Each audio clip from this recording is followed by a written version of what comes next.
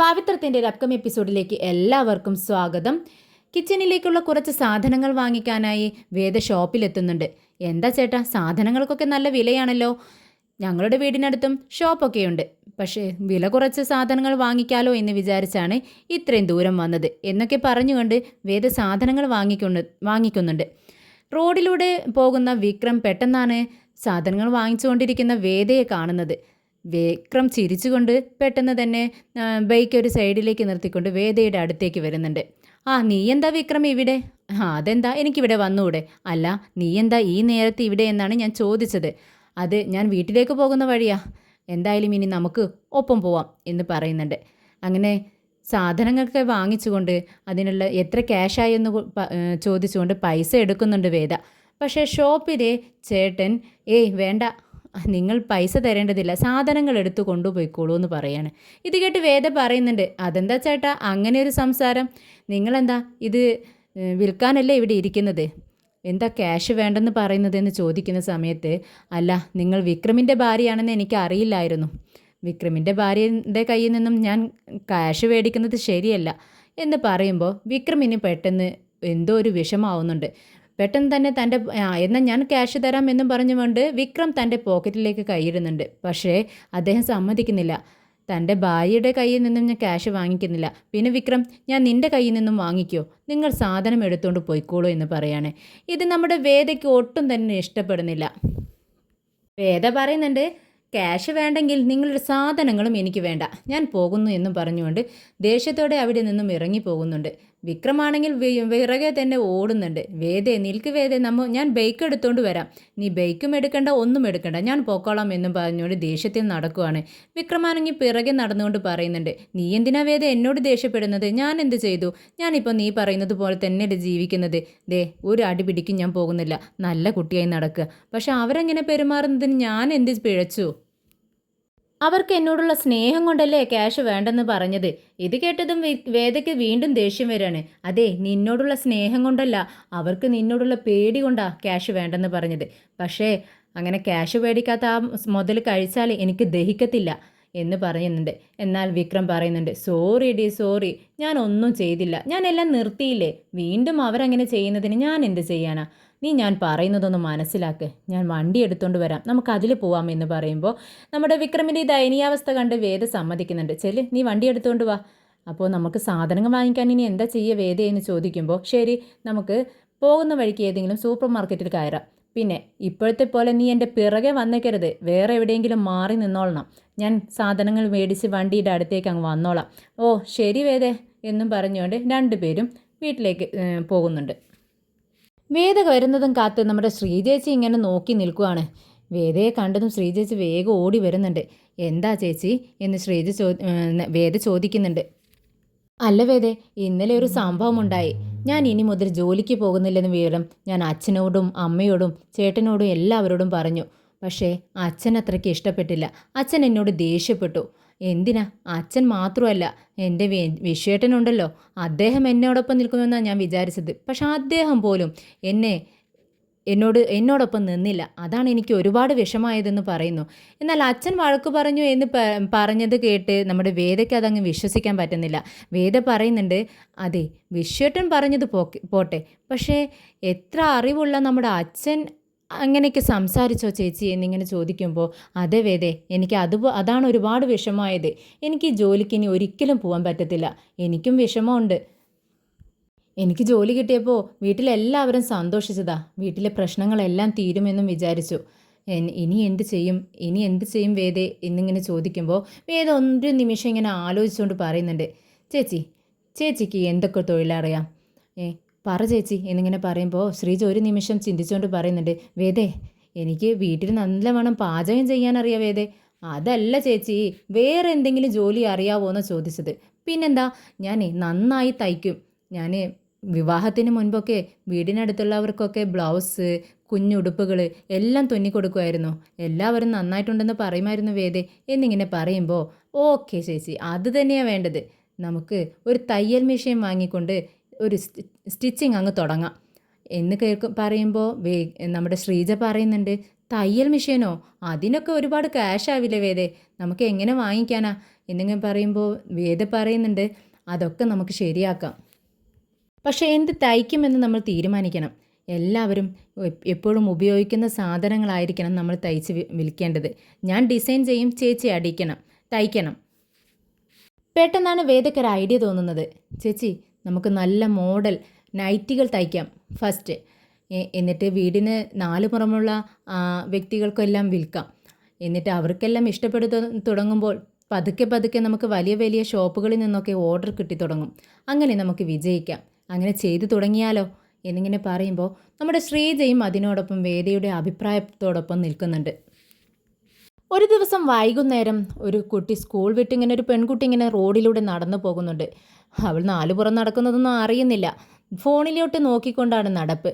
പെട്ടെന്നൊരു വാൻ വന്നു നിന്ന് അതിൽ നിന്നും 2 മുഖംമൂടി ധരിച്ച വ്യക്തികൾ പെട്ടെന്ന് തന്നെ ആ പെൺകുട്ടിയെ ബലമായി പിടിച്ച് അകത്തേക്ക് കയറ്റുന്നുണ്ട്. എന്നിട്ട് വായെല്ലാം മൂടി കെട്ടുവാണ്, ഒരു ടവൽ കൊണ്ട് കെട്ടുന്നുണ്ട്. വാനിലുണ്ടായിരുന്നത് റൗഡിയായ ഭവാനിയും സംഘവുമാണ്. അവർ ബലമായ പെൺകുട്ടിയെ ഫോൺ പിടിച്ചു വാങ്ങിക്കൊണ്ട് അവളുടെ അച്ഛൻ്റെ ഫോണിലേക്ക് റിങ് ചെയ്ത് കൊടുക്കുന്നുണ്ട്. എന്നിട്ട് പറയുന്നുണ്ട്, ദേ ഞങ്ങൾ പറയുന്നത് പോലെ പറഞ്ഞേക്കണം. അങ്ങനെ ആ കുട്ടി അച്ഛനെ വിളിക്കുവാണ്. ആ കുട്ടിയുടെ അച്ഛൻ ഫോൺ എടുക്കുന്നുണ്ട്. ഹലോ മോളെ, നീ ഇതെവിടെയാ? ഇന്ന് കുറച്ച് നേരം വൈകിയിട്ടേനെ വണ്ടി വരത്തുള്ളൂ. അതുവരെ നീ സൂക്ഷിച്ചവിടെ നിന്നോളണം എന്ന് പറയുമ്പോൾ പെട്ടെന്ന് ഭവാനി സംസാരിക്കുകയാണ്. നിങ്ങളുടെ മകൾ ഞങ്ങളുടെ കസ്റ്റഡിയിലുണ്ട്. ഞങ്ങൾ പറഞ്ഞ തുക തന്നില്ലെങ്കിൽ നിങ്ങളുടെ മകളെ ഞങ്ങൾ കൊന്നു കളയുമെന്നങ്ങ് പറയുന്നുണ്ട്. ഇത് കേട്ട് അദ്ദേഹം പെട്ടെന്നങ്ങ് പറയുന്നുണ്ട്, നിങ്ങളീ പറയുന്നതൊക്കെ ശരിയാണോ? ഞാൻ എങ്ങനെ വിശ്വസിക്കും? നിങ്ങളിത് വെറുതെ പറയുന്നതല്ലേ എന്നിങ്ങനെ ചോദിക്കുമ്പോൾ നിങ്ങൾക്ക് വിശ്വസിക്കാതിരിക്കാൻ അതിനുള്ള തെളിവ് ഞങ്ങൾ തന്നേക്കാം എന്നും പറഞ്ഞുകൊണ്ട് ആ കുട്ടിയുടെ വായിൽ നിന്നും ടവൽ എടുത്തുകൊണ്ട് സംസാരിക്കാൻ പറയുന്നുണ്ട്. കഴുത്തിൽ കത്തി വെച്ചാണ് സംസാരിക്കുന്നത്. പെട്ടെന്ന് ആ കുട്ടി പറയുന്നുണ്ട്, അച്ഛാ എനിക്കിവരെ ആരാണെന്ന് അറിയത്തില്ല, ഇവരെന്നെ പിടിച്ചു കൊണ്ടുപോകുന്നു, എനിക്ക് പേടിയാവുന്നു അച്ഛാ, അവൻ്റെ കഴുത്തിൽ കത്തി വെച്ചുകൊണ്ടാണ് സംസാരിക്കുന്നതെന്ന് പറയുന്നുണ്ട്. പെട്ടെന്ന് അവർ ഫോൺ കട്ടാക്കുന്നുണ്ട്. വാൻ ഇങ്ങനെ ഒരു ടേണിങ്ങിൽ എത്തിയപ്പോൾ പെട്ടെന്ന് നമ്മുടെ വിക്രമിൻ്റെ ബൈക്ക് എതിരെ ഇങ്ങനെ വന്ന് നിൽക്കുവാണ്. വിക്രമിൻ്റെ ബൈക്കിൽ തട്ടിയില്ല എന്ന മട്ടിലാണ് നിൽക്കുന്നത്. വിക്രം ദേഷ്യപ്പെടുന്നുണ്ട്. എവിടെ നോക്കിയാടാ വണ്ടി എടുക്കുന്നത്? വിക്രമിനെ കണ്ടതും ഭവാനി ഒന്ന് പരുങ്ങുന്നുണ്ട്. എന്നിട്ട് പറയുന്നത് വേഗം വിട്ടോ എന്നിങ്ങനെ ഡ്രൈവറോട് പറയുകയാണ്. പെട്ടെന്ന് തന്നെ വാൻ തിരിച്ചു അങ്ങ് പോകുന്നത് കണ്ട് വിക്രമിന് സംശയമാവുന്നുണ്ട്. വിക്രം വാനിനുള്ളിൽ ഈ പെൺകുട്ടിയെയും മുഖംമൂടി ധരിച്ച 2 വ്യക്തികളും വിക്രം നല്ലവണ്ണം കാണുന്നുണ്ട്. പെട്ടെന്ന് വിക്രം വാനിന് പിറകെ ബൈക്കിൽ അങ്ങ് പോവുകയാണ്. കുറച്ച് ദൂരം പോയ സമയത്ത് ബൈക്ക് അങ്ങ് സ്റ്റക്ക് ആവുന്നുണ്ട്. ബൈക്ക് എത്ര സ്റ്റാർട്ടാക്കിയിട്ടും വിക്രമിന് സ്റ്റാർട്ടാക്കാൻ പറ്റുന്നില്ല. ബൈക്കെല്ലാം ശരിയാക്കി നോക്കുമ്പോഴേക്കും റൗഡികളെല്ലാം അവിടെ നിന്നും രക്ഷപ്പെട്ടിരുന്നു. വിക്രം വണ്ടിയെടുത്തുകൊണ്ട് പെട്ടെന്ന് തന്നെ പോലീസ് സ്റ്റേഷനിലേക്ക് ചെല്ലുന്നുണ്ട്. ഓടിച്ചെന്ന് ഇൻസ്പെക്ടറോട് പറയുന്നുണ്ട്, സാർ രക്ഷിക്കണം സാർ, ഒരു പെൺകുട്ടിയെ കുറച്ച് ആളുകൾ ചേർന്ന്, മുഖംമൂടി ധരിച്ച ആളുകൾ ചേർന്ന് ഒരു വാനിൽ തട്ടിക്കൊണ്ടു പോകുന്നത് ഞാൻ കണ്ടു.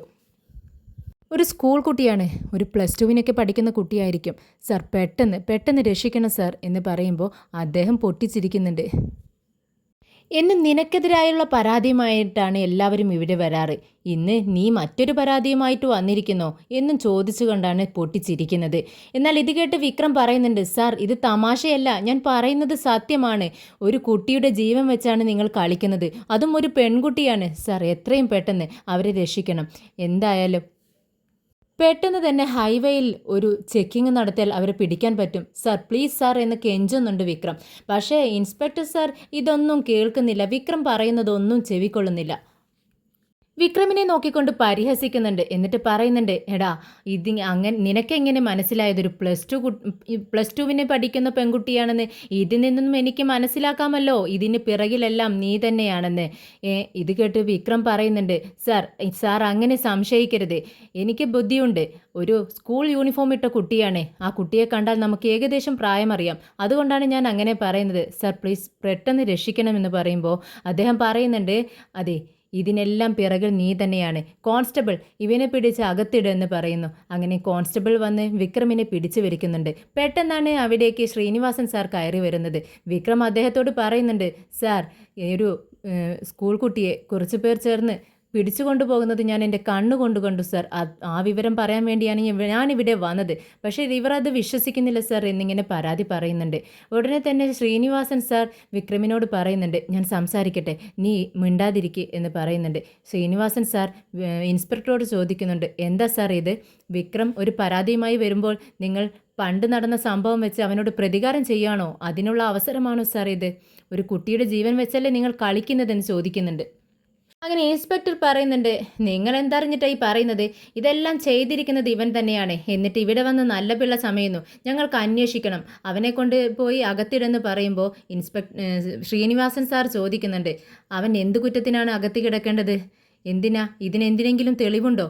നിങ്ങൾ പറയുന്ന കേസിനെ നിങ്ങൾ ആരെങ്കിലും കണ്ടിട്ടുണ്ടോ? അതോ വണ്ടി നമ്പറോ അങ്ങനെ ആ പെൺകുട്ടിയുടെ പേരോ എന്തെങ്കിലും നിങ്ങൾക്കറിയാവോ എന്ന് ശ്രീനിവാസൻ സാർ ഇൻസ്പെക്ടറോട് ചോദിക്കുന്നുണ്ട്. ഇൻസ്പെക്ടർ സാറിന് ഒന്നും പറയാൻ മറുപടിയില്ല. അദ്ദേഹം പറയുന്നുണ്ട്, ഞാൻ എല്ലാ സ്റ്റേഷനിലേക്കും വിളിച്ചു നോക്കട്ടെ, എന്തെങ്കിലും മിസ്സിംഗ് കേസ് ഉണ്ടോ എന്ന്. അങ്ങനെയെങ്കിലും വല്ല കേസുമുണ്ടെങ്കിൽ ഇവൻ്റെ കഥ തീർന്നു സാറേ എന്ന് പറയുന്നുണ്ട്.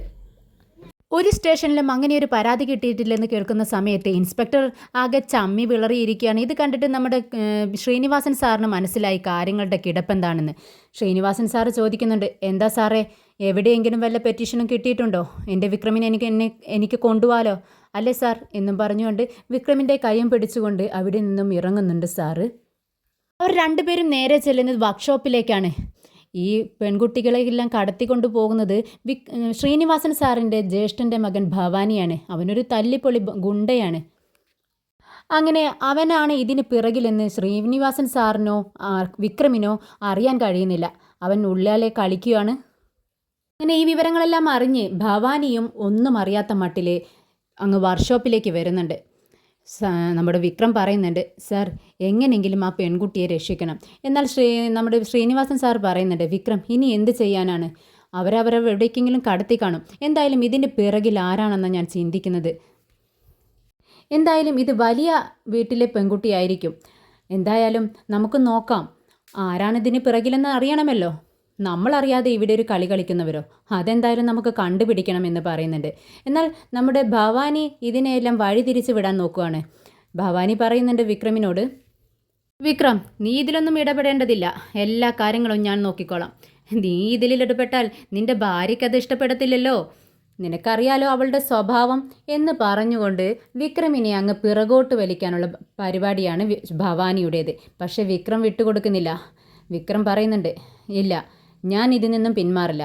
ആ പെൺകുട്ടിയെ കണ്ടുപിടിച്ചിട്ടേ ഞാൻ അടങ്ങത്തുള്ളൂ.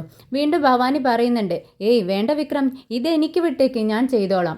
നീ ആ കുട്ടിയുടെ അടയാളങ്ങളെല്ലാം അതിനുള്ള തെളിവുകളെല്ലാം എനിക്ക് പറഞ്ഞു തന്നാലും മതി എന്ന് പറയുന്നു. ഉടനെ നമ്മുടെ വിക്രം പറയുന്നുണ്ട്, എന്ത് തെളിവാണ് ഞാൻ നിനക്ക് തരേണ്ടത്? ഞാൻ ആ പെൺകുട്ടിയെ കണ്ടു. ആ പെൺകുട്ടിയെ കണ്ടത് എൻ്റെ മനസ്സിൽ ആ കുട്ടിയുടെ മുഖം ഇപ്പോഴുമുണ്ട്. പക്ഷെ അത് വരച്ച് കാണിക്കാൻ എനിക്ക് അറിയില്ല. പിന്നെ എന്ത് തെളിവ് ഞാൻ നിനക്ക് തരും? ഞാൻ തന്നെ കണ്ടുപിടിക്കണം കുട്ടിയെ, എനിക്കേ അറിയത്തുള്ളൂ, അവളെ ഞാനല്ലേ കണ്ടുള്ളൂ എന്നിങ്ങനെ പറയുന്നുണ്ട്.